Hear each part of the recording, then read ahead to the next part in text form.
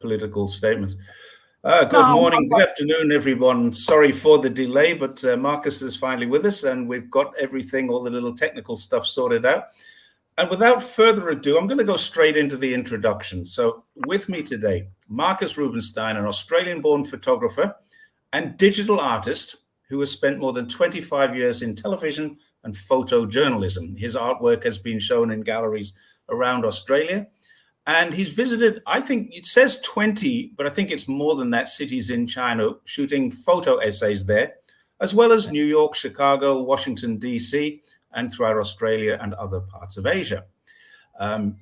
He's distributed online through Associated Press, Army, and other major publications, and has produced and directed a number of short documentaries and written a book. This isn't it. We're going to talk about this book as well as Joel Reubenstein, the author of the Sydney Olympic Games satirical novel, Five Ring Circus.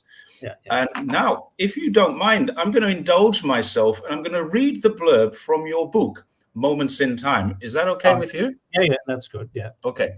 So the book or the blurb starts, over the course of a decade, photographer Marcus Reubenstein traveled to more than 30 Chinese cities, capturing the lives of ordinary people. Moments in Time, A Journey Through China, is a very personal account told in both images and words. And I agree with that. It is personal. Each image is accompanied by a passage telling the story behind that photograph, where it was taken and why. And as such, this is not a series of photographs that stand alone. It's a narrative telling a very Chinese story through Western eyes. And that's why we're talking today. Marcus has an empathy and compassion for his photographs, which comes through both the images and text of Moments in Time. And the work gives pause for thought to those who've not been to China, and a cause for reflection for Chinese themselves. And I can add something to that, because I'm a foreigner living in China.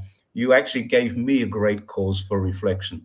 So with that, I'd like to welcome you to the channel and for a change, discuss your take on China instead of mine. Yeah, thanks, Jerry. Welcome wherever in the world you may be. Dajia Hao Xinyan Kuai Le to our Chinese-speaking audience. I guess there's a few. Mm-hmm. Yeah, no, I'm very happy to be here. Look, photography has been not necessarily at the forefront of my life publicly, but it's been a big part of my life since I was a teenager, as I guess as an art form, it's something probably the way I took photos was changed quite a bit by my travels in China. Sort of, you mentioned sort of photo essays in New York and in Chicago, Washington D.C., other parts of the world, particularly in New York. New York's a great place to photograph. I mean, I love it. I still look at the photos I took there, more than 30 years ago now, and they resonate with me. They're black and whites. I took them on film. But what I was looking for was always looking for a scene. And then waiting for someone to come into it. So, like one of my favorite photos, and it might be on my I can never remember. I don't use it enough. Instagram. It might be on my Instagram feed. But yeah, it was. When would it have been? Probably late autumn. One of those manholes with steam coming underneath it, in Lower Manhattan. And I just loved it, the imagery of it. And I said, okay, I've got to wait till someone crosses the street. Otherwise, it's just not a photo.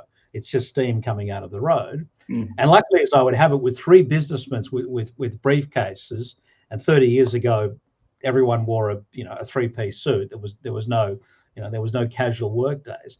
They ran across the road, but they all just happened to be leaning at the same time. And it's just a great image. And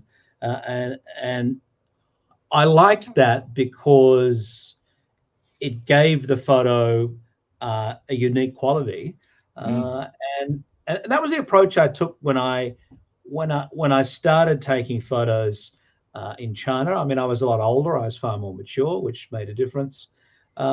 But then I just engaged with the people.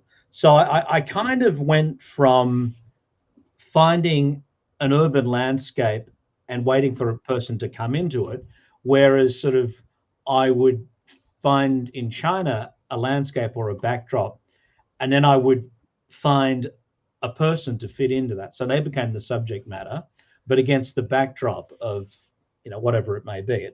And it might be a performer somewhere, it might be a street scene, someone going about their daily life, someone having a meal, whatever the case may be. I don't ask people for permission to take photos.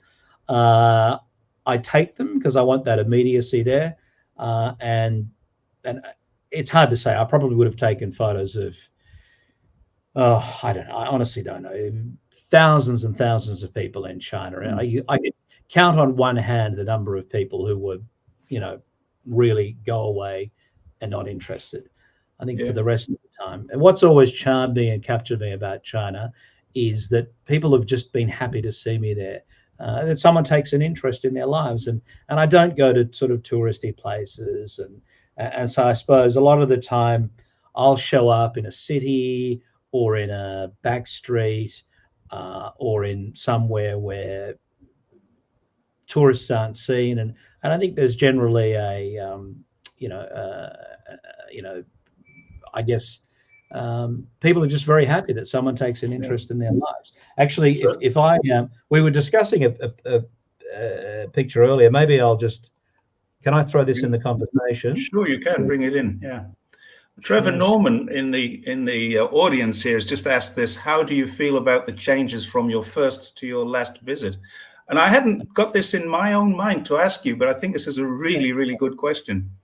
Well, I'll show you this. Can we hang on? Which is, thanks for the question, Trevor. Can we see? I'll bring it up. Oh, yeah, there it is. It's up. Okay. That was one of my one of my early trips to China. That was, I think, about 2011, maybe, in Zhongshan in southern China, which is where Jerry is. To those who don't know the city but know something about China, Sun Yat-sen was hailed from there, and there's the Sun Yat-sen University. Now, actually, the Sun Yat-sen University is in Guangzhou. It's not in Zhongshan. There's a Zhongshan University. Oh, Zhongshan. I beg your pardon. I should know. I've been to Guangzhou more than any other Chinese city. But this was a walk I took along the back streets of a walking street in Zhongshan, not far from where I was staying, and as you wind around the streets, as you got sort of deeper into it, there were all these small little, I suppose you call them small little factories and workshops. And what I actually did was I was actually walking into the factories, and workers were there, and they were, their little machine, they had their little tooling machines, and they were making little metal works and some woodworks, and it was, I just was not so much amazed as charmed that I could just off the street just walk in, and people would just be happy to see you, welcome you in. I mean, if you walked into any sort of workplace with a camera, in the Western world, depending on the country, you'd be lucky. I mean, A, they'd throw you out. B, they might clobber you with a baseball bat, or you get a gun pointed in your face. And here they just welcome you in. Do you know what this guy was doing? I actually know what that guy was doing, what his job is. No. Should I put the photo was there. Should I put it back? No, I won't put it back up. But what was he doing? He's a charcoal delivery guy.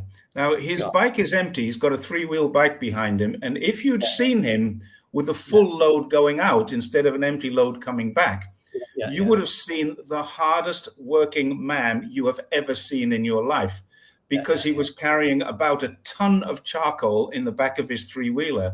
And in those days, there was no electric bikes, or very few.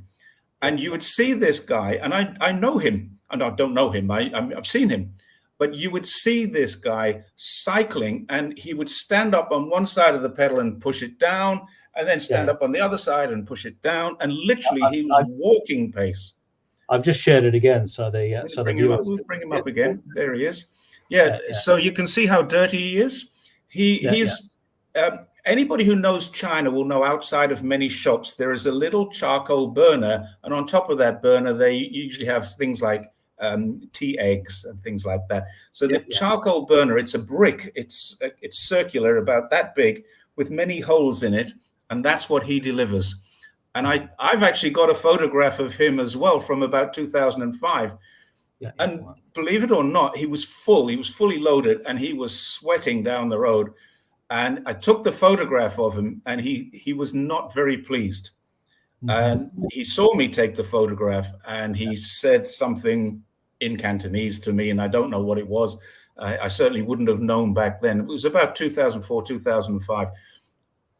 The guy was doing it for years. He's not doing it anymore. I haven't seen him for probably 10 years. But I've actually, believe it or not, had my hair cut in the hairdresser behind. That's how I recognize this place instantly.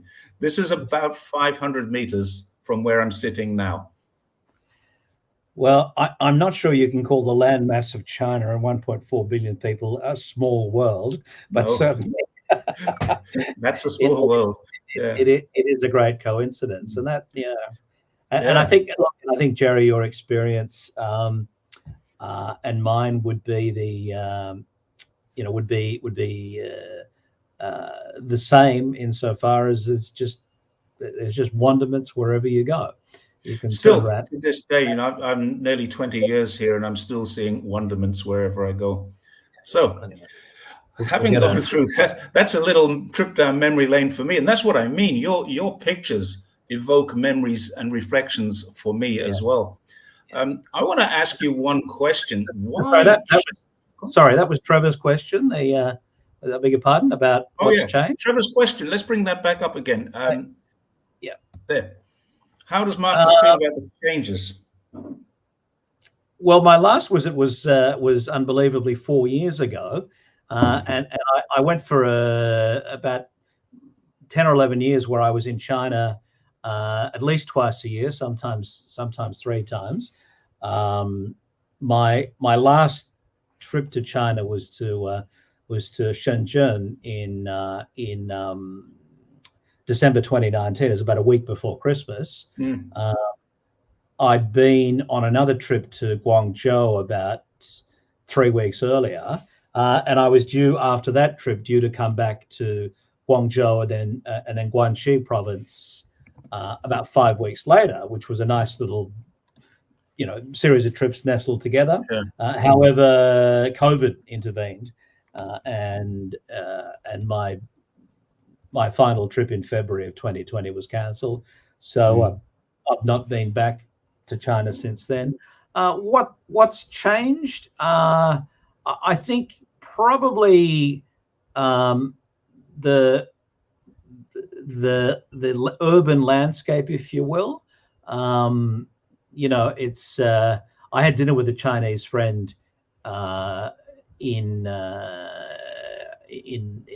rather nice part of Sydney during the week, and there's a very nice apartment complex next to hers, and it goes onto the water in sort of one of these little bays on Sydney Harbour, and I just love the setting. And I walked past a real estate agent, and I looked at a couple of units for sale, and I thought, if I was prepared to sell up everything, put it into one of those apartments, and then borrow close to $1 million, I could probably move in there. That's nice. Look,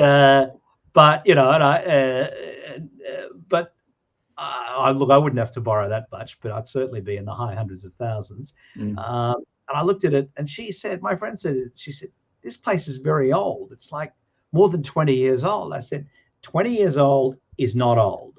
The apartment I'm in now is actually, the building's more than 100 years old.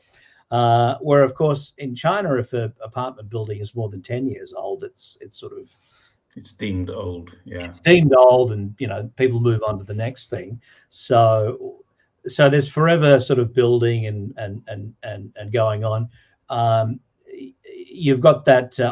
You know far better than me what it's called, but on the Pearl River, you've got that sort of business district which has been built up in Guangzhou.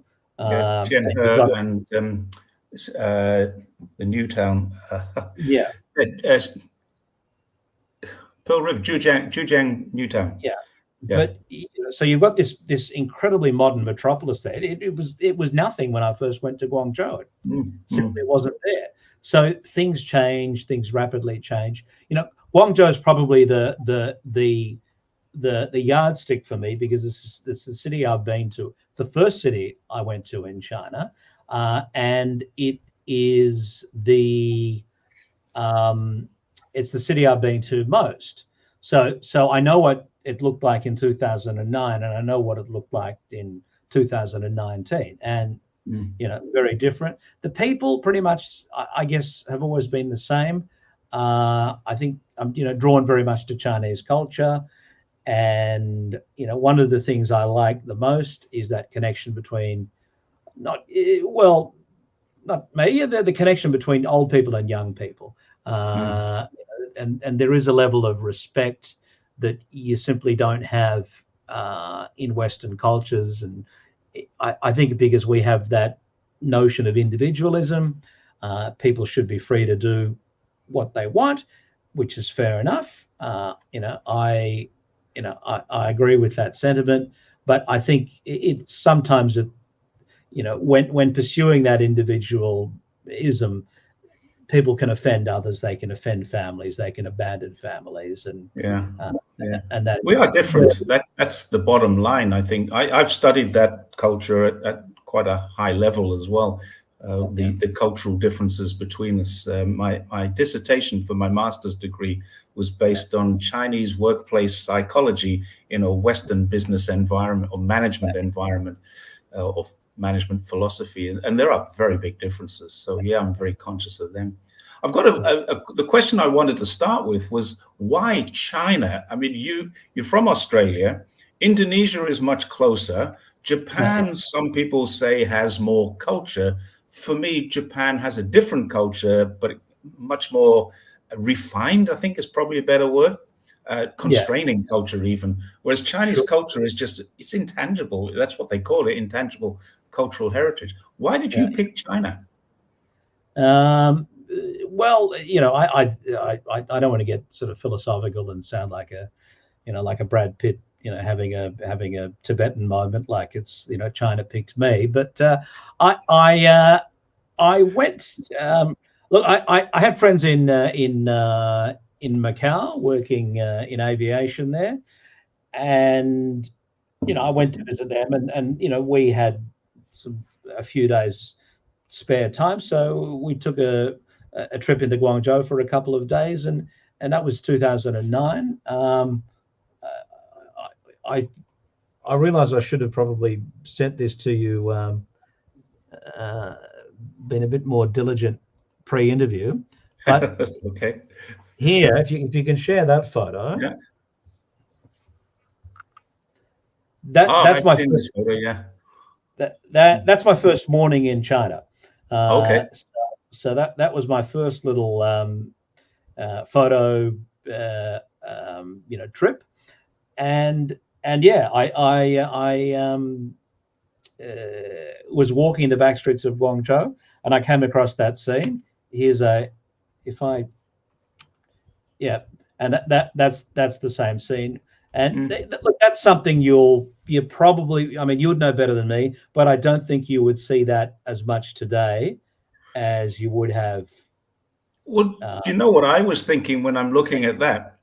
Possibly the only thing that dates it is the lady's hairstyle. Yeah. Everything else is still the same. They still sit on their red stools and they still play mahjong in the back streets.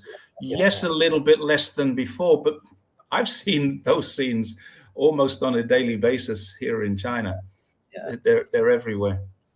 So, so I guess, look, I think, to me, the imagery is there. It's great. The culture, I just, a whole variety of reasons. Life is tough in China, and people in the West, particularly critics of China, and really they're just critical of well, actually, look, they're well, I was going to say they're critical of China's political system, but that I don't think is accurate. They use China's political system to basically argue a point of geopolitics that no need for it. That people, certainly the leaders in the West, and I'm thinking in particular the US and the UK, but more so the US, they don't want to live in the world where America has an economic rival. And look, I'm happy to discuss politics, even though, but I've got a background. To those who don't know, I've not only been a photographer, I studied politics at university. I've got my master's in international relations. I worked for a very high-profile politician as a speechwriter, as a journalist. I've covered a lot of political topics. So it's sort of this geopolitical position, and it sort of couches the backdrop of it's the Chinese government we don't like, it's their policies. Well, it's just, what don't you like about it? China's an economic threat, and the Chinese government goes to considerable lengths to exert its power. And I think I wrote in an article last year that if I was a middle power, I'd much rather the Chinese government shows up with an engineering team and builds a power station with an implicit or an explicit understanding that this is going to that there's going to be a quid pro quo here. China wants support. I'd much rather than have that than the American form of diplomacy, is where you park the US Seventh Fleet, armed to the teeth with nuclear missiles off someone's coastline, and says, let's have some diplomacy. So I saw a report today. They're sending, I don't know how true this is, the report says they're sending 5 aircraft carriers to the South China Sea. If that's true, then they're bringing it on. Well, that's something we need to avoid. Yeah, I mean that tilt was in the Obama administration.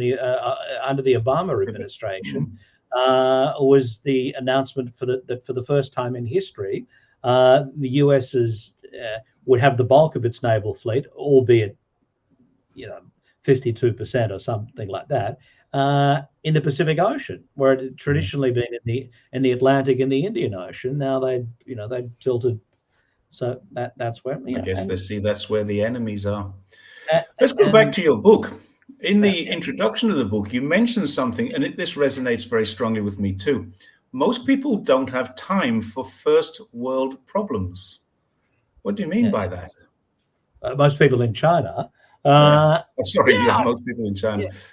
Well, I mean, for the most part, China's not in the first world, so that makes things easier. Look, it's just, I mean, life is tough. Probably, people ask me what's my favorite photograph, and I've got, in fact, I think you asked me to pick out some favorites. Yeah. I've got, I've taken about 25,000 photos in China, which in some respects, I guess that's a lot. Although, be it a guy I do some work with I do some private consulting work in internal communications, and one of the guys in that company is a keen amateur photographer and asked me for some advice. And he said, "Where do you store your images?" I said, "I just have them on hard drives, and I back them up on external hard drives." And he said, "I store my stuff all in the cloud." And I said, yeah, that's great. But, if your internet connection drops out, which it does in Australia regularly. And he said, "I've got 1 million images in my cloud storage." I'm thinking, how on earth does an amateur photographer, a hobbyist, come up with 1 million photos? I thought 25,000 was a lot, but And why is he asking you for advice? I don't know. But That's he, amazing. yeah. So out of the 25,000 photos, yeah, look, there are some that stick with me. But as an image, probably the image that stuck with me the most is a photo I didn't take.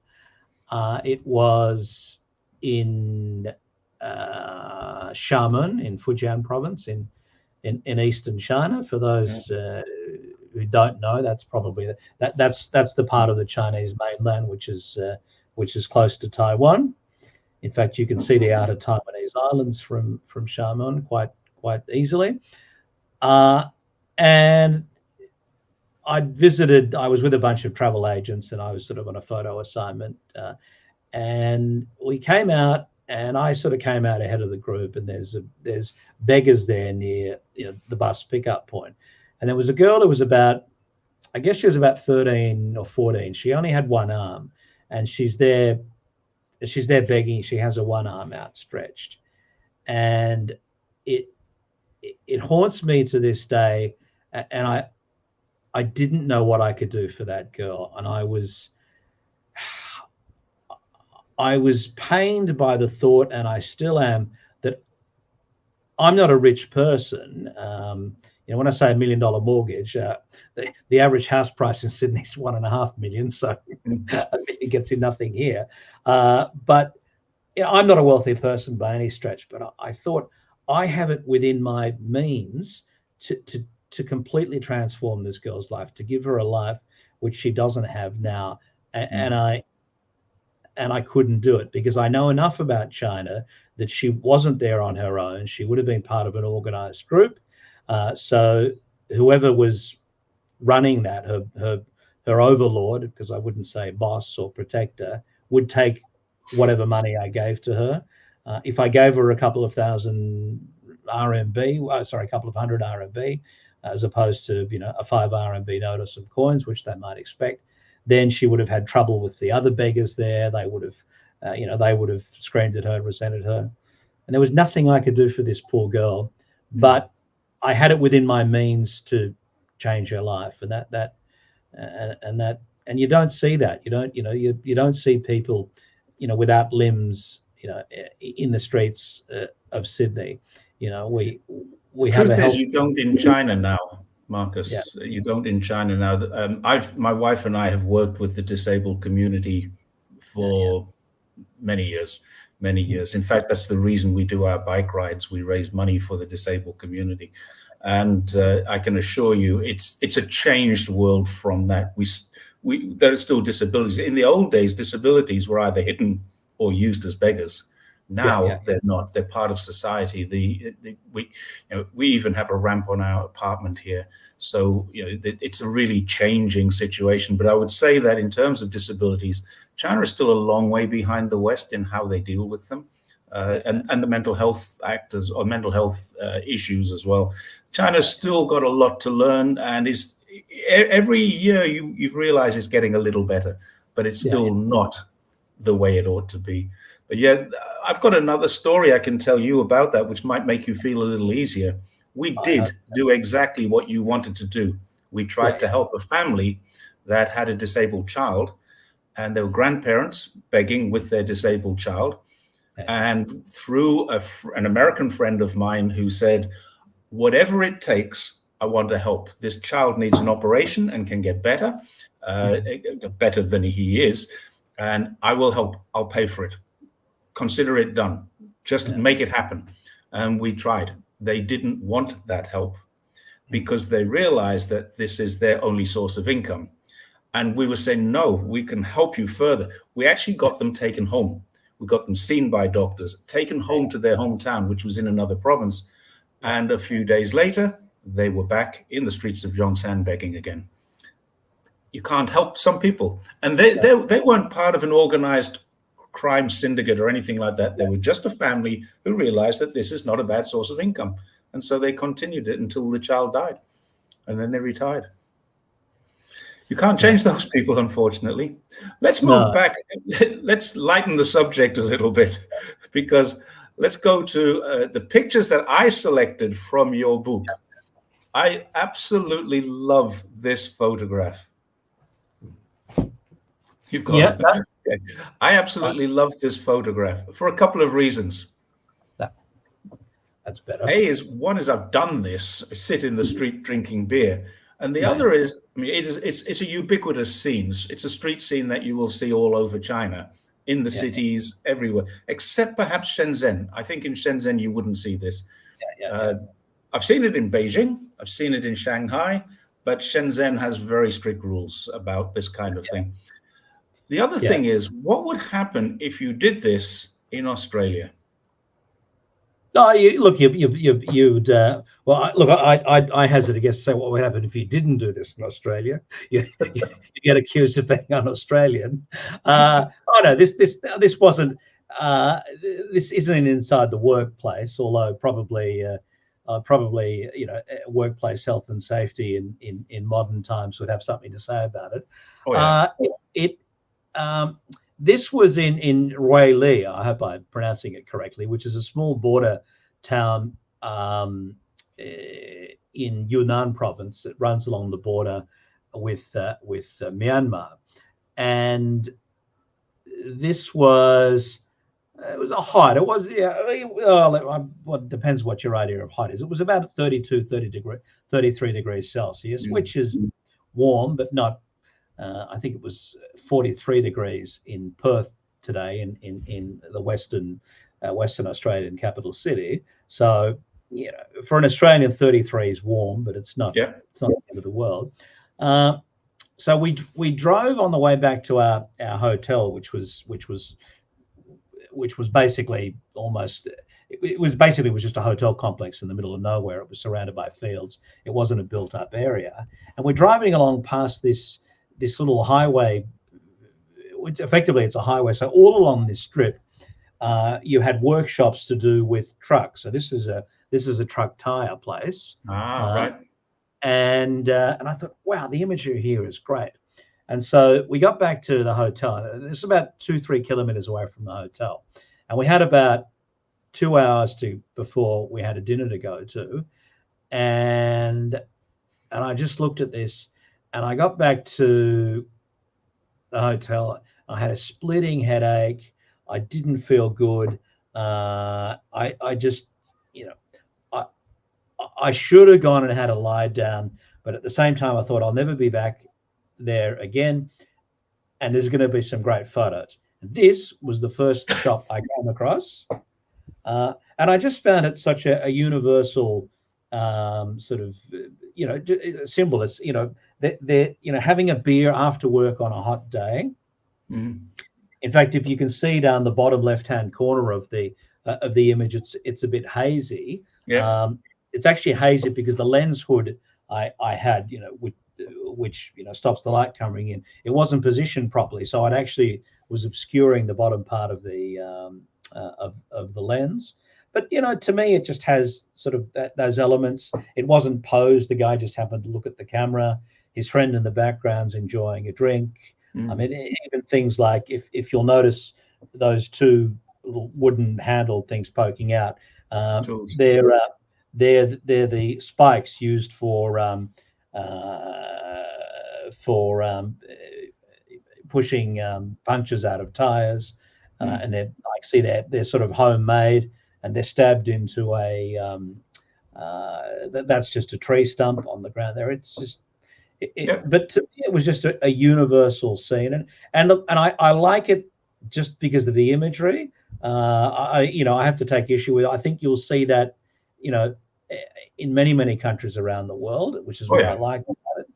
And I guess because I went to the effort to take that photo, and it was worthwhile. It wasn't an easy photo to get, but would I be, who would I rather be? The Westerner with a splitting headache and a $10,000 camera, having to walk 45 minutes to get that photo, or would I rather be the guys in the photo slaving away in the hot sun? I think I had the easier part of that bargain by some steps. I have a theory about these guys as well, because, I've cycled across China. I haven't cycled in Yunnan, it's too mountainous, but I've cycled all the way across Gansu, Xinjiang, and I've found that when you're coming into a town, the first thing that you start to see are the truck repair places. They repair windscreens or they repair truck tires. But just before you arrive there, you see broken beer bottles on the road. And I think when they've finished, they just throw them out, they smash, and then the trucks come over, and then they've got some business. Yeah. I wouldn't be surprised. Certainly, it was not uncommon in Sydney up until probably the 1990s, where glaziers, people who replace shop windows, would pay people to run around neighborhoods and smash shop windows, and they'd put a sticker on, window replacement sticker at the same time, I'm sure. I've got a name for this shot. I call this your BBC shot. I think you might know why. Well, I mean, I can't see see Stephen McDonald, the BBC reporter, anywhere. But for those who know him, I had lunch with Stephen, was the ABC Australia correspondent in Beijing, and left to join the BBC. Who's really become, I mean. He's become a vocal critic of the Chinese government, and I don't have a problem with that. He's a journalist. He's there to do his job. Quite frankly, journalists should be disagreeing with politicians and governments most, if not all, of the time. Particularly in this day and age, politicians have got enough, promotion outlets and propaganda outlets in every country to say nice things about themselves. They should be held to account. But Stephen has got to the point where he's looking for things to like a lot of Western reporters, to humiliate and belittle. He had a post on Twitter, and this is very common of foreign reporters in China now, it was only a few days ago I saw it. It was something like it was a bunch of soldiers doing a dance, like just doing a fun sort of dance type routine, a typical social media scene you'd stage. And it posted, there was no comment, but there was no specific comment, but the comment that attached to it, it was basically, it was designed to humiliate the Chinese, to basically paint these young men and they were male soldiers, as like robots or drones, just doing what they were told. And that's just, that's absurd. So back off the BBC. But he's blocked every single person in China who has contacted him and said, "Hey, that's wrong." Just get blocked by him. I've been blocked by him. He calls me a bike riding bozo, and blocked me on both my Twitter accounts. See, look, Stephen knows better, but he just simply doesn't want to. He just simply wants to tell one side, and then. But that's the thing. I mean, China's a very complex country, and they're very complex people, as are the Americans. I have, contempt and disdain for the people running the United States, and this is misconstrued as me being somehow a disloyal Australian. Because as you know, and some people watching might know, I've run into a lot of trouble as a journalist, covering Australia's foreign affairs and global diplomacy. But I got no problem with American people. I mean, as a journalist, I mean, I would say my without a single shadow of a doubt, my greatest inspiration and is a gentleman by the name of Seymour Hersh, and Seymour's well into his 80s, and he's still going, and from TV growing up, a TV series called MASH, which was which was filmed during the tail end of the Vietnam War. It was set in the Korean War, and it was very much an anti-war commentary. But and so from a lot of my influences are from there. But so yeah, the Chinese people are very complex. I like this photo because I was just going through the back, and this is not far from Nanjing Road in Shanghai.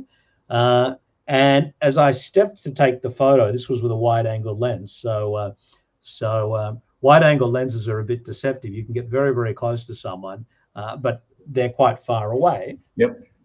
In the frame, and this guy thought I was just about to kick over his gas bottle, which was running the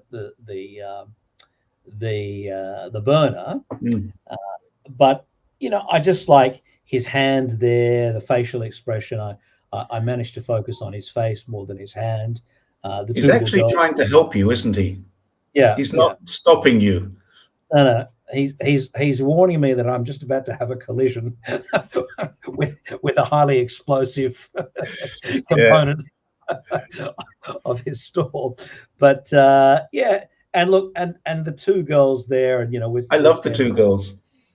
And it's just a morning scene, and yeah, I really like this photo, because it's a busy frame, but there are separate elements to it, which you don't often see in photos. You certainly don't often see it in photos that I would take. So you've got the element, you've got the food stall making the the name better than me, the Chinese pancakes. You've got the jianbing, of course. You've got the stall holder. Is an element off to the side of the frame. You've got his hand there. You've got the two girls. You've got the mother. You've got the street screen. But and I see a comment from a viewer, Hung Tua, says one can be positive about an image, but one can also paint a negative angle. I'm not quite sure. I agree with that, absolutely, but. The thing is here, this is actually not a negative angle, which is very, very easily misconstrued or misinterpreted as a negative. This guy is not telling you, hey, don't take pictures here. He's not giving you the BBC hand. What he's saying to you is, oh, be careful, be careful. Very, very different, isn't it? A perception. How when you've had that described. Now, this is why I call it the BBC shot. I think it wasn't McDonald, it was Sudworth who went to Xinjiang and got a lot of those kind of shots, which to indicate that they were stopping him from doing his job, when in fact what they were doing was stopping him from being invading people's privacy and filming where he shouldn't be filming. It was nothing to do with any oppression. Having been a TV correspondent for many years and having twice at two different networks worked with a guy called Stan Grant. I know Stan.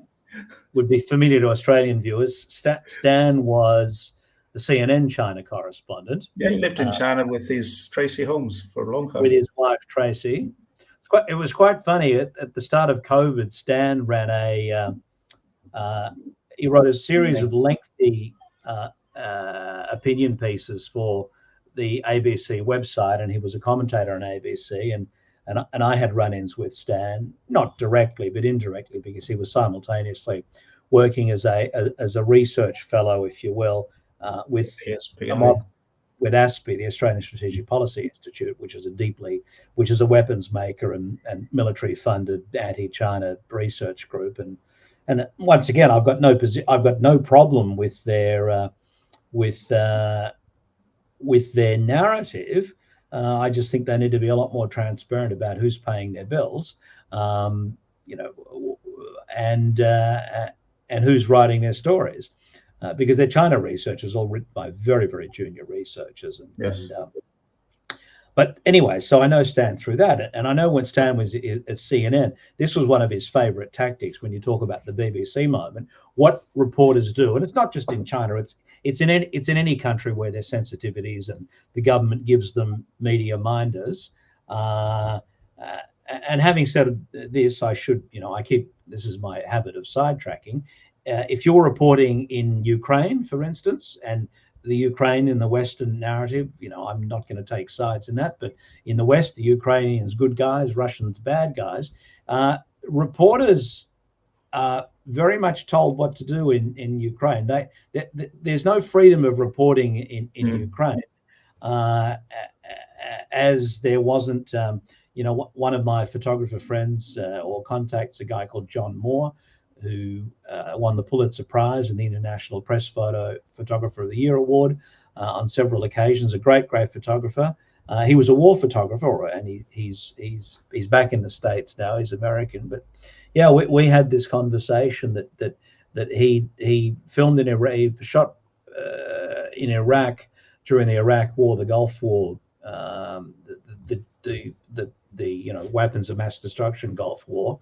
And he said they keep you under a very, very tight leash. There's things you can do and you can't do, and you can't simply go walking around taking photographs. There's an American military attaché there. So it happens everywhere, not just in China. But what these Western TV crews do is they'll go and seek someone out and they'll say, look, can we film you? And they'll say, sorry, you can't. I need approval, or you don't have approval. So they will specifically ask, can they do something? And if the answer comes back no, what they do is they cross the road, they fire the camera up, and then they head straight over, and the person is going, well, hang on, you just said you weren't going to do this. No, we just had an agreement, you're not going to do it. And then of course, and because either what they're saying is inaudible, or they're speaking Chinese and it's to an English speaking audience, it's all of a sudden, oh look, these people, pushed us away, and they've got something to hide, and Yeah, the BBC's favorite way of overcoming that is to put the voiceover over the to describe what is happening, instead of letting the viewer listen to what is happening, because they're being told the truth. And if you can translate that, then of course that would be very embarrassing to the BBC. Yeah. So let's move on to the next one. Little less political, this one. I call this China's lifeblood. What do you call this? A truck badly in need of a bonnet, I suppose. That's Ray Lee. That's the hot afternoon. It's rural China, that's for sure. Yeah. Look, I just sorry, I've got to take my glasses off and have a closer look. I guess to me, it's just something you wouldn't see in many parts of the world. You certainly wouldn't see it in the West. I guess to me, it also has a bit of ingenuity in there, and all right, and actually, just look. Funnily enough, just looking at it now, and this is one of the great things about photographs. I took this photo, I don't know, let's say closer to 10 years, enough to 10 years ago, and I've just realised that perhaps that isn't that engine part. I always assumed that was the original engine bay, and they've just stuck another engine on top of it. I'm looking at that now, and I'm thinking, no, maybe that was just a truck with a like ordinary diesel engine. Yeah, with an ordinary engine behind the cabin, not in front of it. So I think that was a flat cabin, and as I look at it now, because I'm noticing the headlamps on the front of the cabin there, so that would normally be the sign of a forward cabin truck, the engine behind it. So as I look at that after all these years, and I'm thinking, well, hang on, maybe that section at the front was entirely manufactured. Yeah, and in fact, now looking at it even closer, you can see the weld marks on the right hand fender side there, the wheel arch. So that was manufactured. So now I'm looking at it, I'm thinking that probably was just stuck on the front there. So for whatever reason, and there were lots of trucks like that. So but that smacks of ingenuity. People who have and I suppose it's to me it's a metaphor for Chinese culture and the Chinese people. They might not have the riches of the world at their disposal, but they've got ingenuity and they've got practicality. The Chinese are very pragmatic, and I've really liked that about China at many levels. They're just very pragmatic. I mean, I've traveled to China as a journalist many times, obviously. Well, in fact, most of my travels I was a journalist, and through my photography, I knew the cultural attaché here very, very well, and so I had Chinese friends in the diplomatic corps, and so my last visa, I got an extended visa, and the advice from the embassy was, whatever you do, don't say you're a journalist. Yes. True. Because then you do get the minders. They said it's just going to make trouble for you. And he said, yes, you're a journalist, but you're only interested in taking photos of people, and so another journalist friend of mine at CGTN, which is the China Global Television Network, which is the English Chinese news channel owned by the government. They had a conference some years back where they brought correspondents from around the world, from Europe, from other Asian countries, from the US, from South America, I think from Russia, Africa. So they all came and had, basically it was more a meet and greet, but it was a conference they had in Beijing, and they were all told, don't apply for business visas, just apply for tourist visas. Yeah. And this is Chinese state television telling their own correspondents, for God's sake, just tell them you're a tourist. Let's not go through this paperwork. I've actually said this. I've had discussions with journalists who say, I can't go to Xinjiang the way that you can. I said, well, you can. Just come here as a tourist. Just fly into China with a tourist visa and go and have a look for yourself. That's the truth of it. Anywhere you want to go. Now, Tibet is a little bit more restrictive. It does have a restriction on travel there. And I'm not entirely sure why that is. And I've asked this question many times, but I've been told it's for safety. And it's not about security. It's about our safety, because we are foreigners and we are not used to the elevation. We're not used to the climate, and we're not used to the ecology, and something can happen. So they're concerned about our safety. Now, I find that a little bit far-fetched, but knowing China the way I know it, I find it quite realistic as well, because you can go there. You just need to go as a group. You can't go on your own and travel freely on your own. You need to be with a group. And that's the difference. I tell all of my, any journalist who contacts me and talks about Xinjiang, and say, why don't you go and have a look? Oh, we can't go and have a look. We're not allowed. Yeah. You are. Yeah. Well, exactly. I mean, and I think but like journalists are by and large. I did some public relations and promotions work for a few years, and people used to come to me, oh, look, Marcus, we need your help. You've got all these connections everywhere. You can get this done and that.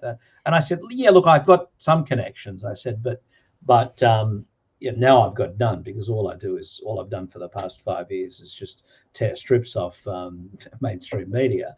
But I said, all you need to do is not know who, you just need to know how. I said, the first thing you need to know about journalists in Australia, and it's pretty much, around the West, is that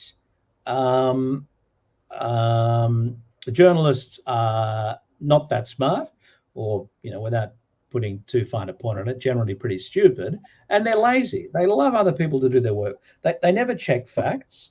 There was a story which got me into a world of trouble in 2020, which was the genesis of a massive smear campaign against me, which ended up seeing me in the federal court to defend my reputation. A case I won, just for those who think I am a disloyal Australian. Now, the story with been in the pipeline. It was about the Australian Strategic Policy Institute, this weapons maker funded think tank, and just who was paying for what, which they were very, very, opaque to say the least in terms of their disclosures. But I needed a bit of a. It's always nice to have a newsy hook, and it just so happened that morning, all over the mainstream media was news that our government had decided to spend $600 million buying what were called LRAM, which were long range something or other missiles from the United States to protect ourselves from an unnamed potential northern aggressor. Fill in the blanks. And so this was reported, and what Scott Morrison, our then Prime Minister, would do, he, often him personally, but either him but he'd have senior staff members. They'd have the sort of the cabal of the 5 or 6 mainstream outlet journalists into the Prime Minister's office and have a drink and give them the briefing papers and the notes for the next day. And if you're a journalist, and look, I wouldn't say the journalists in our Canberra press gallery here are stupid, but I would say they're lazy. And they're easily enamored. So, I mean, if you're a journalist and you might have had humble beginnings or whatever in your life, if you find you're sitting inside the office of the Prime Minister of your nation, being brought into the conference saying, look, we're going to tell you this, but nobody else knows about it, then, it goes to their head and they print the story. So the story was printed, we're going to buy these things. And I'm thinking, and I'm to myself, I go, all right, this sounds odd because the United States government doesn't sell any missiles and advanced weapon systems, can't sell them even to their closest allies without congressional approval. I'm going, what's Congress had to say about this? So that was July the 1st. That announcement was made in 2020. It took me less than 10 minutes to find out that it got congressional approval in November of 2022, so it was no surprise and I found it in a US military news website, and then I went on to our Department of Finance website, so we do have some level of transparency. And not only had I discovered this had been announced in military circles months earlier, that actually been bought and paid for in February. So every major media outlet in the country ran the story of how, in order to protect ourselves from the burgeoning Chinese threat amidst COVID, we're spending all this money. And I'm thinking, it took me 10 minutes to find out we'd already bought the things. Nobody checks. And yeah.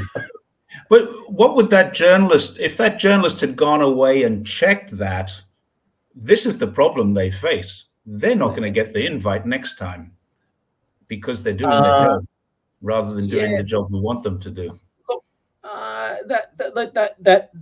Certainly with that last government, the Morrison government, I think that's what would have happened. But I think it's incumbent upon journalists to just do their work, put in the hard yards. I think in the long term, you're going to be far more effective as a journalist by building a reputation for finding stories and reporting on them than having a reputation for just being handed stories and then reproducing them without checking your facts. The stenographer. You and I have both written for Pearls and Irritations, and I think you had your own APAC, you had your own journalist source. You don't do that anymore, right? It's still going, but Michael West running it? No. No. It's the platform's still there. It's not still. I'm not still publishing. It just became too difficult.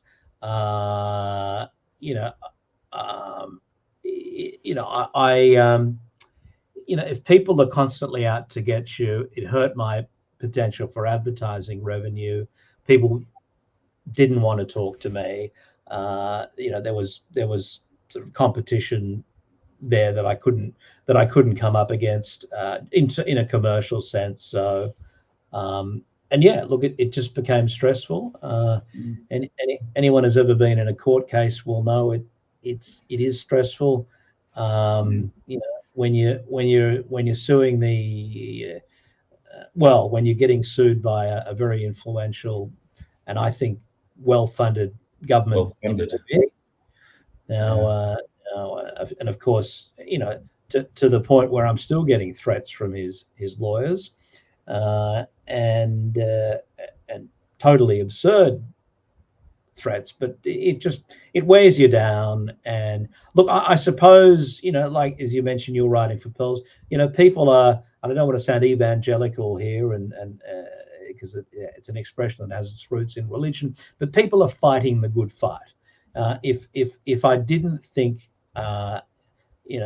people were out there taking up these arguments, and my interest has always been in the Chinese community. Now, perhaps a couple of years ago, he might have been watching this. This is the gentleman I ended up in court with.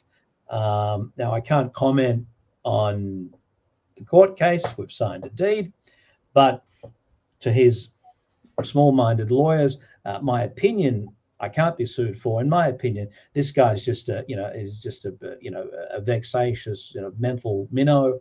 But people like that can do damage. They come after you. They just wear you down. And a lot of the targets of this guy, and this guy ran a substantial, Twitter smear campaign for many, many years, and a lot of the people he targeted, I know, and I know well, one woman is a constant target of his attacks, with either implied or implicit or explicit suggestions she was, acting at the behest of, organs or instruments of the Chinese Communist Party. This is a woman who runs a small PR public relations business, but basically spends most of her time, most of her effort, and her own personal money running a shelter and for Chinese women who have been abused by their husbands and need desperately to get out of relationships. And those who understand a bit about the Chinese community, particularly in a Western country, a lot of that abuse is financial abuse. Families will have joint bank accounts, and I know it happens in the Korean community as well. I have Korean friends. Abusive husbands will just shut off the finances. They effectively say to their wives, "You're free to walk out and go, but you're not taking any money. I've got all the money," and they're literally penniless. And they're not getting the government support either in terms of the family law court. And they lose face, of course, if they make an issue about it. They're embarrassed. They can't do it. Now this woman, and I won't mention her name, has been a relentless, target of this guy with some absurd, suggestions of her impropriety when she is an entirely good person. And last year, I was contacted by someone who asked me some help. She was in an abusive relationship, and her lawyers put me in contact with her because they thought she's not going to need a lawyer. She's going to need some sort of advice on the situation. And so, I was just able to give her advice as to, what her options are, and not, aside from dealing with lawyers. And this poor woman messaged me at 11 o'clock on a Saturday night, and I'd happened to have noticed from my WeChat moments that my friend who helps these abused women was at a function, because she'd posted that she was at a dinner somewhere. And so I messaged her. I said, "Hey, I realize you're busy. I see you're at a function, but I have someone I know. She's been abused by her husband. She's in trouble. Can you help out?" 5 minutes later, bang. "Yep, Marcus, here's my direct phone number. Give her my phone number. Tell her to call me. I'm on standby to help this woman out." Now, that's what this woman does. Yet some, mean-spirited, small-minded little government researcher, smears her all over. He seems to have a lot more time on his hands than a government researcher ought to have. Well, he certainly does. But I had to laugh. Michael West, who I used to publish with, he's one of the, certainly started out as a business reporter, one of the best investigative business journalists this country has produced. He wrote a piece about this guy, and one of the questions he put to his bosses, he said part of his job is to write research reports for the Parliament, and they are published on the Parliamentary Library website, the public portal. Said in the past 3 years, he's only published one story. Can you explain what he's been doing? And the answer came back that, oh well, he does controversial thing, and West published the story, but then these people, they just they admit to their own guilt through their stupidity. Within 2 months, all of a sudden, he published two more stories and promoted them. There you go. And let's talk about weddings. This is one of my favorite in your entire book. I love this picture. I know exactly where it is. We've all been there. This is opposite the Bund, right? Correct. Yeah. Tell us about this story, because I think you've captured a moment in time here. This is a genuine moment in time. Yeah. Well, the thing is, this poor woman was marrying someone else, and this guy snatched her away. You wish. I think. No, well, look, it was just the very, very common sight. You'll see, not just in China, but wherever there's a Chinese diaspora, people having the wedding photos. And of course, to those who know Chinese and many Asian cultures, it's the thank you, Kevin, for that comment. Kevin, just complimenting the picture. It's so they go on, they make a day of it, and they pose for their photos, and of course, so this woman was in this young bride was in high heels, so of course her groom had to carry her up and along to the next location, and I just thought it was nice, it was charming, it was chivalrous as well. I mean, not many not many Western men would see fit to carry their brides. Perhaps not many Western brides would think it appropriate. They might think it's a little demeaning. Yeah. But you see a lot in China. A lot of Chinese guys will be walking along. They'll hold hands. One hand is holding their girlfriend or their wife, and the other hand's got the handbag over the shoulder. And I'm not sure many Westerners would do that. I'm not comfortable doing it. That's my, it's not manly enough. But it's very, very common to see that here. But this one's much more special, I think. Yeah. Actually, can I share another photo, because particularly I think it was Kevin who said that's the one. That's beautiful. That was I've got to be careful. I think it was a town called Baoshan, if I remember correctly. A very, very small town in Yunnan province. Now, we showed up with a group, and I was traveling with a bunch of travel agents, and I was doing, and I sort of was there as a travel sort of journalist / photographer, and I was on the trip more because of my sort of art rather than, any serious working aspect. But so we pulled into this town, and then there's just been this wedding. It was hot. It was sort of springtime or late spring, and the wedding was over, and this couple was sitting out the front, just relaxing, waiting for something. And I took this photo, and and they were happy, they were relaxed. You can see they had a big day, but there was this calmness over them.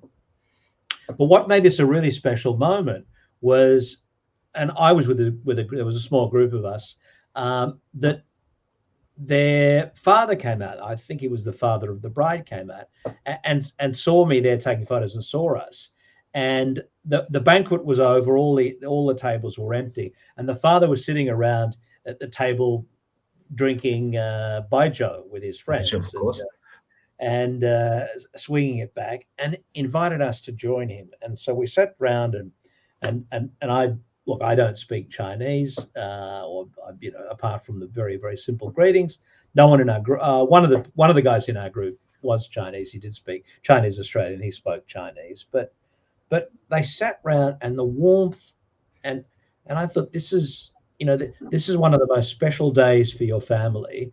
Yeah. And you're here clearly with your closest friends, sharing a private moment after all the guests have left.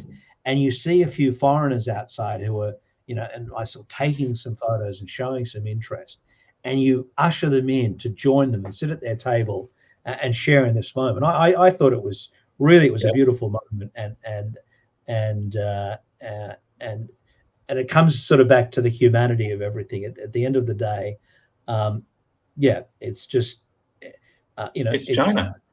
It's China, but it's humanity. You can just share moments and share things, and you don't need language. You just need. And this is, I think, one of the great things about photography. It tells a story. Now, clearly, you look at these people. Obviously, it's their wedding day. They're looking, they're looking relaxed. So obviously, you would think, okay, it's after the wedding, because before the wedding, they're going to look nervous. Afterwards, they're relaxed. They've probably been married 6 months, actually. It's the wedding party. Yeah. We did the same thing. We got married in June and had our party in December. This is quite common in China. So they've probably been married. I mean, they might even have a kid. This can happen. But he looks particularly pleased with himself, doesn't he? Yeah. Well, I mean, look, he took one look at me and he thought, this is going to end up in a book somewhere. I know that. So our wedding pictures, I'm going to show you one of ours now. This one is actually in a book, and it won a prize. It won an international prize. And this is not a guy who abuses his wife. This is the wife abuses the guy. She made me ride a bicycle into our wedding party. So that's me at the front and my wife at the back. That's a really good photo. That's who took that? Not you, obviously. No. My wife's best friend is the chairman of the Zhongshan Photography Association. So if you find yourself in Zhongshan, we will meet him together. And he took that. He took a series of photos during the day. In fact, although we didn't ask him to be our official photographer, he's the official photographer of pretty much everything we do. Professional photographer. He's a book publisher as well. And your book, Moments in Time, is very similar to books that he's produced. And this is one that he won a I think it was a China-wide prize for this, because it's quite an unusual wedding party. But there's a pretty happy girl there. Normally, I'm very, very critical of Chinese photographers because technically they're very good, and I mean very good. I've been shooting with the same Canon camera or cameras. I'm too lazy to change lenses, so I've got I've got the same camera twice, and I just and I walk around with two cameras, two different lenses. There's stuff in that camera that I'm still learning, and I've had those. When did I buy those? 8-9 years ago. But Chinese photographers are technically very good. They know everything about their cameras. They know how to light shots. They're particularly good with lighting, focus, all that super technical stuff. Technically, this is not a good photograph. It is hazy.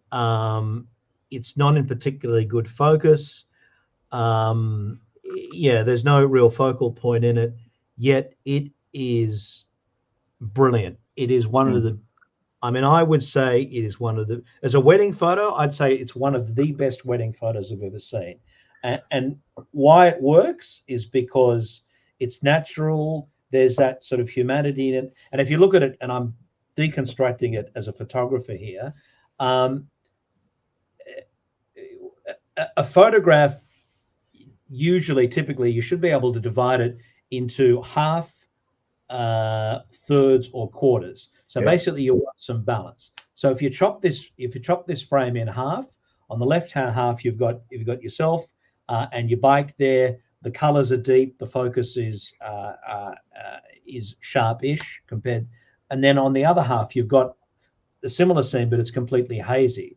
So you've actually got a nice little balance. But then your wife is in the middle of the photograph there. She's kind of bridging that gap between the hazy Sharpness and background the and haziness. the foreground. And it's natural. Obviously, because you're in the bike moving along, you haven't stopped, you haven't tried to. I think it's full of color. The frame is filled. Even on the right hand side of the frame, you've got that person. You've just got that arm, and the leg. I mean, it's great. The kids there. This is. I mean, I would have been so proud. What are the kids doing? And there's two aspects here that you've missed. And I love your deconstruction. What are the kids doing? They're covering their ears. Why? Do you see at the bottom on the road there? There's all that red paper. You know what that is?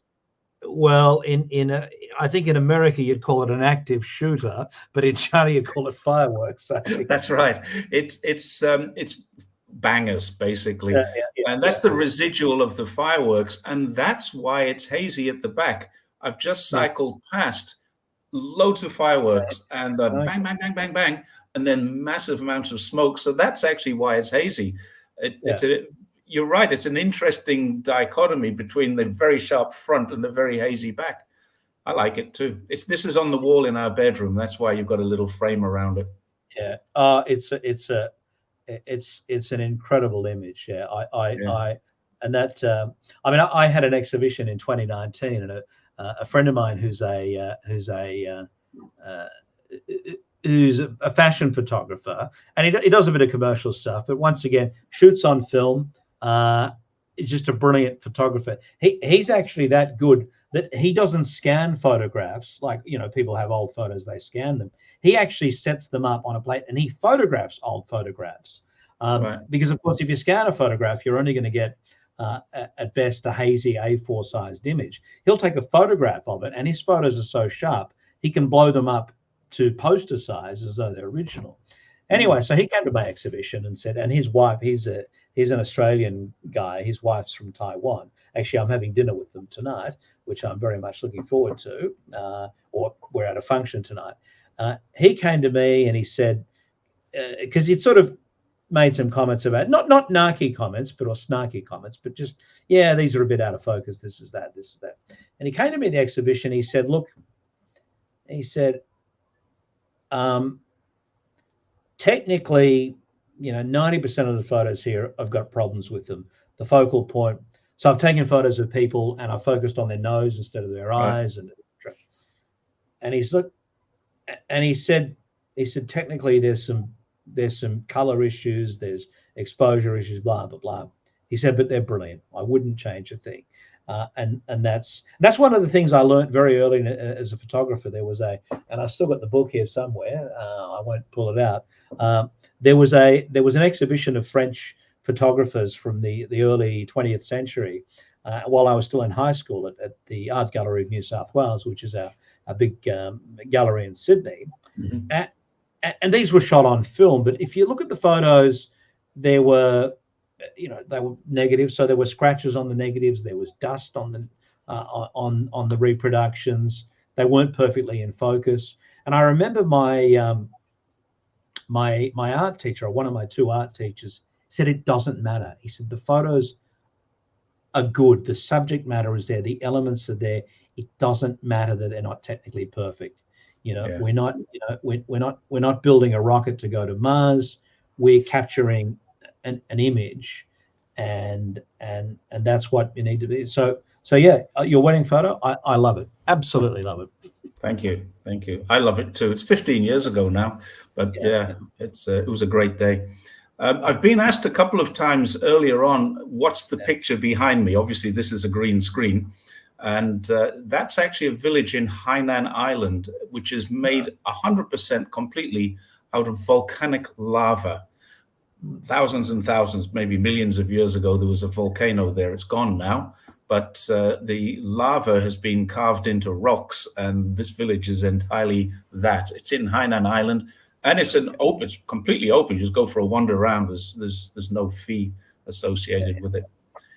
So let's move up to the next picture. I've picked this whole page Yeah. for a reason from your book. Now, one thing I want to do, first of all, before we go on to talk about this, is apologize for the quality. You sent me through some photographs, but they accidentally went to my spam, I think, and I haven't seen them personally. I haven't seen them yet. So what I did in order to get this presentation ready was scan and screenshot the pictures you sent me through your book, Moments in Time. So these are just my screenshots. The quality of these will be nowhere near the quality of the book or the original photographs. Yeah. But I deliberately picked this. There's two different cities here, but the reason I picked it is because it doesn't matter where you are in China. These are Chinese pictures. This is what you see every day, everywhere in China. This is Nanjing and Shanghai, which are not very far apart. They're kind of an hour's train ride from each other. I think they just depict Chinese street scenes. They do. Let me hang on, where are we? Let me see if I can pull it up on my screen and if it's any sharper. Here we go. That should be. Let me just go. Sorry. Let's hit fit visible. No, we want to go fit page. We want to do that. Let's just see if this shares. There we go. Apologies to our viewers. You wouldn't think I worked as a television producer for 12. No, hang on. We don't want that. What do I want to go present. That's what I want to do. Yeah, present and share. No, I'm sorry. I'm hitting the wrong thing. No, it's got. This is very strange. I'm not sure I can. Hang on. Oh, I know what's happening. I'm just having. I can't open. So now I'm determined. Now, I can't share this screen. Why is that? It's the wrong format. It's not a photo or a PowerPoint. Top screen. You know what? I had an old screen up there. Share screen. Here we go. Share screen. Not yet. Window. Oh God, I apologize to viewers if it wasn't worth the wait. There it is. Can you see it? Yep. Let's bring it up. Not much clearer. It's not. Haven't gone through all of that. Yeah. And we go through the entire page on this one. Yeah, we might as well go back to yours. Yeah. Yep. There it is. Yeah, that was an afternoon walk around. Oh, actually, that was the Nanjing. That was sort of a little day trip I had around Nanjing with a wonderful young Chinese girl who worked as. I was in Nanjing actually as a TV producer. The Youth Olympics in 2014 were in Nanjing, and and so I was a highlights program producer there, and for the international broadcast feed.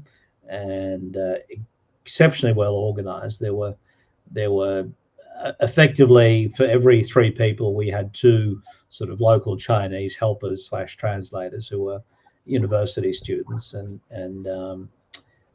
one of the girls who worked for the hotel, she was very kind enough after the I stayed for a week after the games finished, and she was kind enough to take me around and yeah. And just because I mean every night after dinner, what I would, because these poor kids, I say kids, university students, they would have to be at the hotel from 6 a.m. When our first cruise left to midnight when the last cruise came back, and so they'd be not the whole time, but they'd be on and off, and they'd have breaks. But they'd be basically sitting at this information desk, and so every night after dinner I would bring them back chocolates and little gifts, and so yeah, it was my only my only sort of disappointment of that day was that this girl who was wonderful and so helpful, she wanted to buy an iPhone with the money she made from her 15 days working on this thing. She had enough to buy an iPhone, and I thought, geez, that's half a day's pay for what they're paying. These foreign TV producers. I thought, great, I'll run out and buy her an iPhone. There's a gift. And she beat me to the punch. Oh, right. She'd already had it, but yeah, no, she was a lovely girl. It's funny that I was given my first iPhone in China. I'm not a fan of Apple. I do like their products. I don't like the company or the way the company does its business. But notwithstanding that, I was looking for a new phone, and I had a wealthy student who said, "Oh, I've got the solution for you," and gave me an iPhone 4. This was back in the day. I think it was about 2013 or 14. And I got a free iPhone 4, which was very, very nice of him. And I said to my wife at the time, I can't accept this. What should I do? She said, "You've got to accept it. You'll insult him if you don't." Okay, well, thank you very much. And we're still friends today. This is more than 10 years later, I think, 2013 or 14, I would guess. I used it. So it was 2013. I used that phone when I did my first bike ride across China. I rode from the border of Macau through Zhuhai into Zhongshan, then into Guangzhou, and then through Hunan and Hubei and into Shanxi, and then across Gansu, Ningxia, and into Xinjiang. So that to the border of Kazakhstan, carrying an iPhone 4 as my only camera. Yeah. So tell us a little bit about these. Why? Just normal things, aren't they? Yeah. I think so. I mean, obviously, as photos, I suppose the image on the left of the screen, the old man playing cards. I just liked. I just like the idea of that you've just got that one subject, the guy on the left there, and I think it's just everyday life there. The badminton that's in Nanjing Road. I've managed to get focus on the shuttle, and it's just sort of, I think I like the elements of that. I like the guy riding the push bike. I mean that's you can't do it with a phone because they've got too many digital filters which cancel these things out. But that's a pretty simple technique, and I took quite a few photos of people. But basically, if you take a photo of a moving object with a slightly slow shutter speed, and you try as best you can to follow them at the same speed they're moving, they'll be relatively in focus, and everything in the background will be blurred. So that's basically what I did with that guy. I just followed that, took a couple of photos, and the bottom one, I think that's just one of the back streets of Shanghai. That's just a busy. It's just a busy street scene that I like. I mean, I try and all of these photos, I think, particularly the street scene on the bottom right, the landscape is going to change. I remember I lived in Singapore for half a year. I lived in there in the first half of 1996, and not long before I moved there, the government had become aware that in its efforts to modernize Singapore and continually build and improve and that's an incredibly fast developing country at every level: society, economy, its urban landscape. But they realized that they were, in their rush to put up new buildings and modernize the city as much as possible, they were tearing down all these sort of heritage areas. There were parts of the city which were disappearing, and so I guess this is sort of one such scene on the bottom right, that may or may not, development will encroach on scenes like that. Whether it wipes them out, we hope not. But that to me is sort of it's quite a historic moment. It's I was in Dongguan last year, and it really surprised me. I was taken by by Guangdong Television to a site. I was going to meet a member of the National People's Congress, and he was the local leader of this community, which was an ancient town. It's a 1,000-year-old town in the middle of Dongguan, and I was like astounded by this. This is Dongguan. This is the manufacturing hub of the world, and it's got this ancient town which has a lake in the middle of it, and they've opened this entire town up as a kind of a tourist resort in the middle of the city. It really is fantastic to see, and that's something China does. It hasn't done it in Shenzhen so much. Shenzhen has lost its soul, I think. I don't like Shenzhen very much.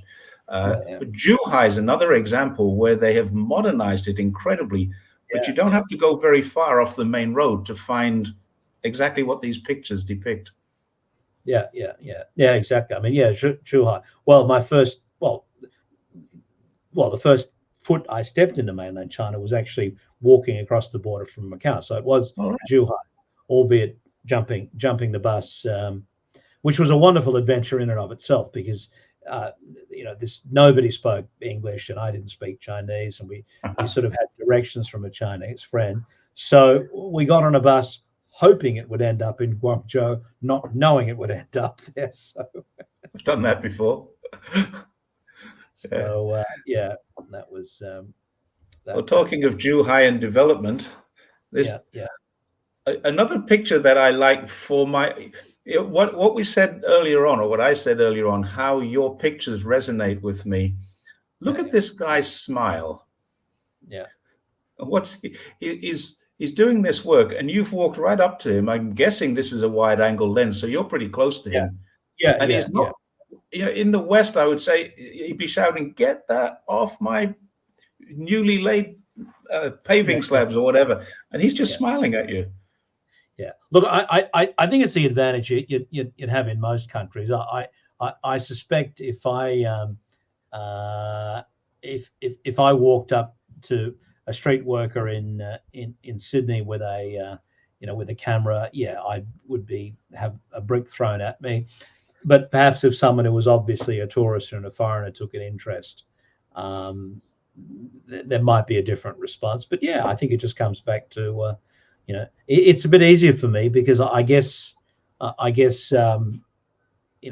by having a Western face and a demeanor, it's pretty disarming.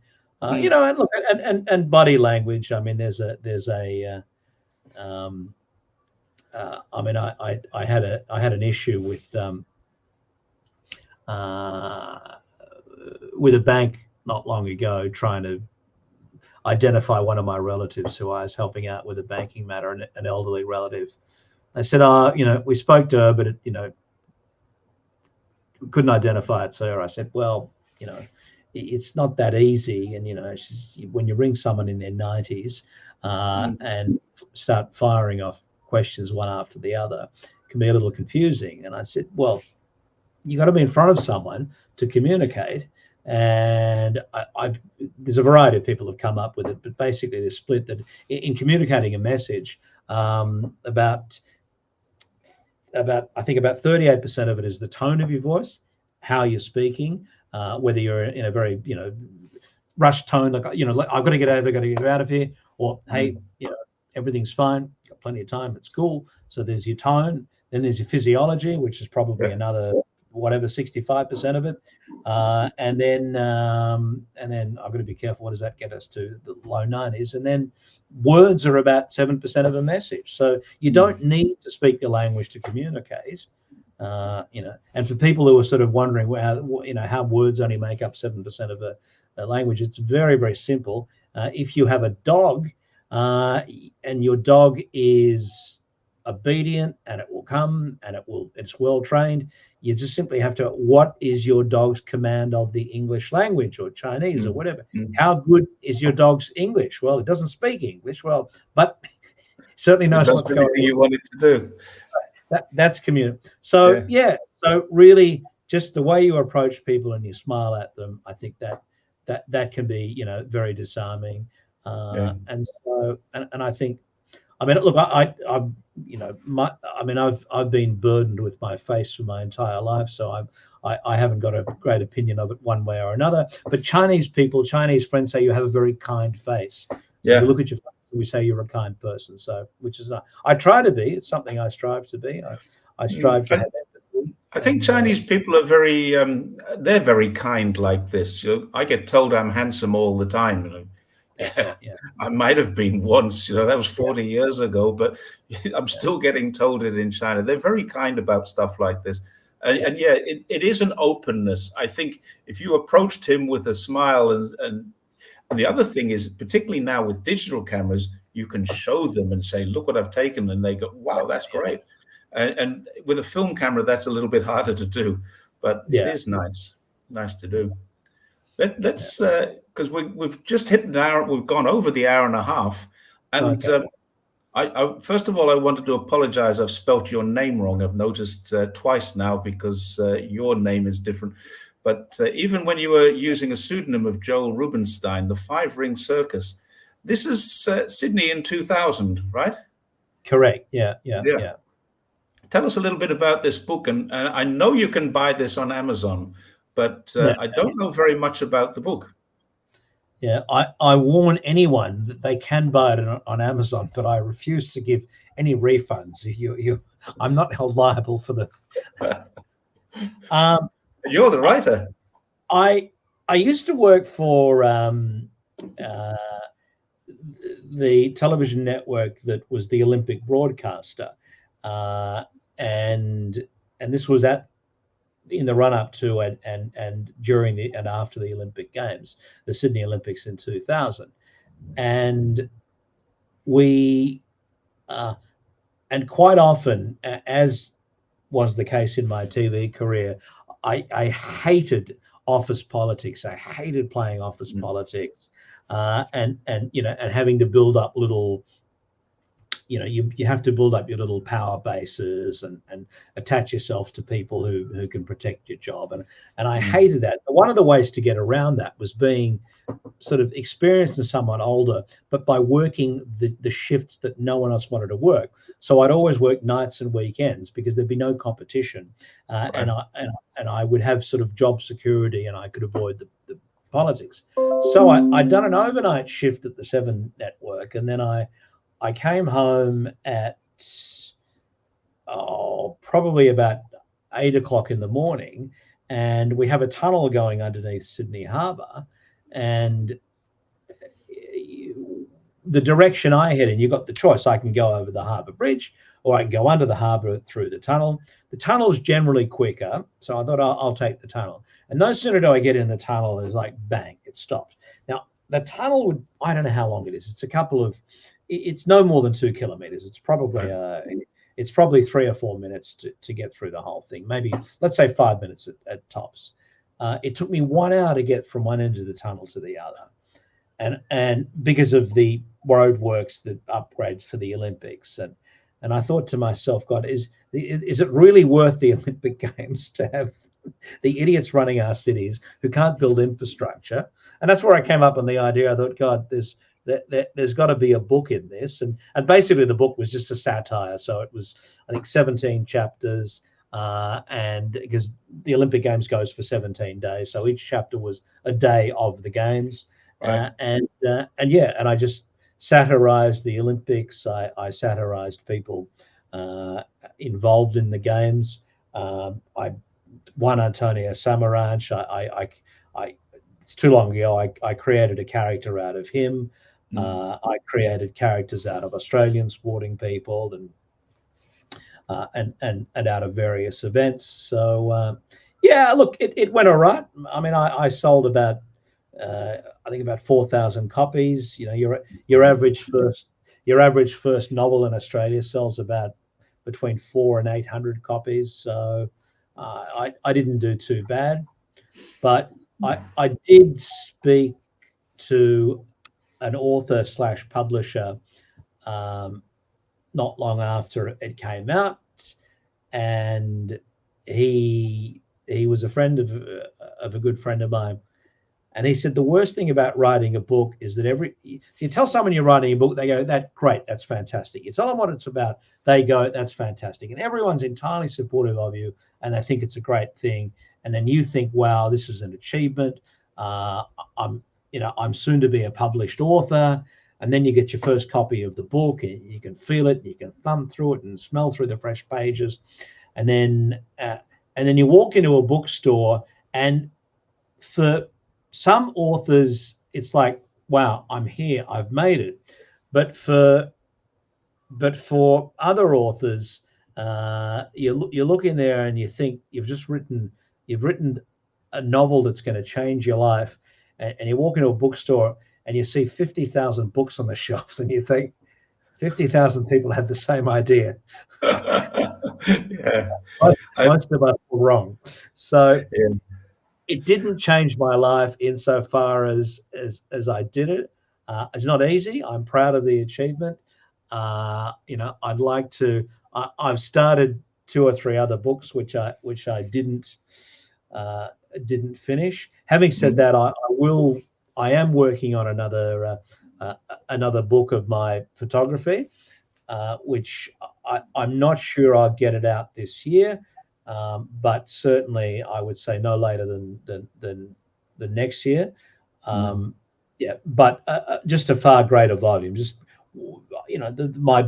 the book that I wrote produced last year, China Moments in Time, actually 2 years ago now, or a year and a half ago.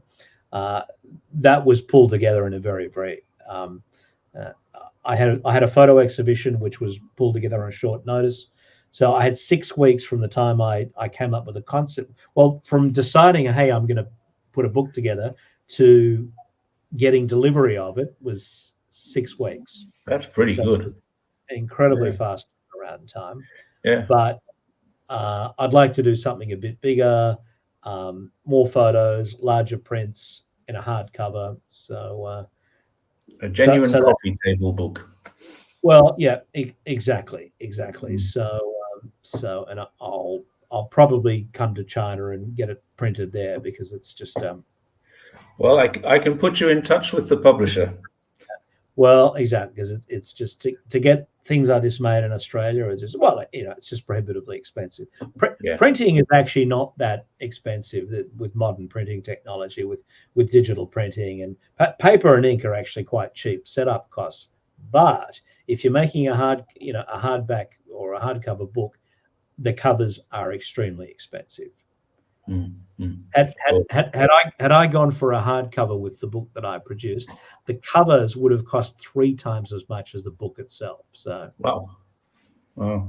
So I think the most books that I've seen here in China, very rare to see a hardback book. But Xi Jinping's books are hardbacks. But they generally speaking, what you get is a thick card rather than a hard cover. It's fairly standard stuff. Well, you can digitally print on a thick card. So basically, you can use the same print setup as you did for the rest of the book. So right, yeah. We had one made when we finished our bike ride. We had a book made. It took 3 weeks. It was a soft cover, but very similar to your Moments in Time, except it was English and Chinese. It was a photograph with a description of each one. I wrote all the English, and it took 3 weeks to get from the idea to the actual delivery of 3,000 books. And gosh, it was. And we sold them for charity. We didn't make any money out of it, and we didn't sell as many as you. Well, we didn't make as many as you. We only sold. I think we sold over 1,000. I've still got some. But they're kind of locked away in a shed now, and they've been there for the best part of 10 years. So, and they don't have an ISBN number, so we can't really sell them. I can't go on Amazon and sell them or anything like that. Yeah. I think, like for me, probably you're doing it in ISBN to sell commercially, but one of the interesting, if you've got an ISBN, libraries will accept it. So So yeah, You're actually in the library. You can book it out of the Australian National Library. I'm in the. I've got. I've got 3 volumes in Canberra. One is in the tour books in the National Library, and the third one is, I'm sure, the file that our National Security Agency keeps holding. Yeah, they've probably got one on me too. So we planned this to be between an hour and 90 minutes, and we're sitting here on an hour and 3/4. So it's probably a good time to say thank you very much, and I really enjoyed your insights. And thanks. Maybe when your next book comes out, can we do this again? Well, I might be able to do it in the same studio, and I can do it on location. So but no, I hopefully I guess one of the frustrating things with people having a running commentary, and look, you've been on the same boat as me. People have made terrible assumptions about who you are and what you represent and what you do, but I've got family responsibilities. I've got things going on in my private life which are significant, but hopefully, which have prevented me from traveling. But hopefully, I'll travel to China, perhaps another sort of very, very quick photo tour, and then find a publisher and rather not a publisher, well, maybe a publisher, but find a printer. Because, well, if you do travel to China, make sure you come to Zhongshan. I'll take you for a haircut. Yeah, well, in fact, I've just had one just prior to this. So I can see that. Yeah, it's a little shorter than mine. Yeah, it's funny that first photograph that you showed from Zhongshan is. I know that street. Amazing.